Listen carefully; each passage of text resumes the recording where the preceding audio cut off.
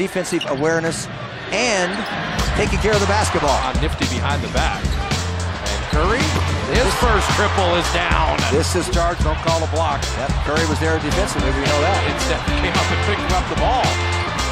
Play a 1-on-9, and he hits it! And then Zaza smartly tapping ahead. Plays ahead of the field.